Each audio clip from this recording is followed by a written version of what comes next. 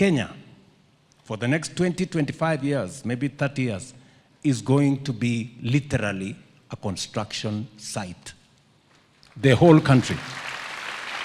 We have built 20,000 kilometers of tarmac for 60 years.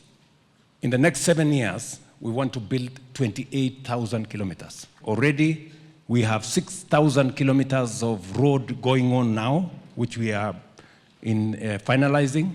Rironi, Mau Summit is just the beginning. We are rolling out Makutano, Embu, Meru, all the way to Maua. We are rolling out Nakuru, through Nyahururu to Laikipia as a dual carriageway. We are taking from Mau Summit all the way through Kericho to Kisumu to Malaba, and from there to Nakuru to Eldoret to Malaba.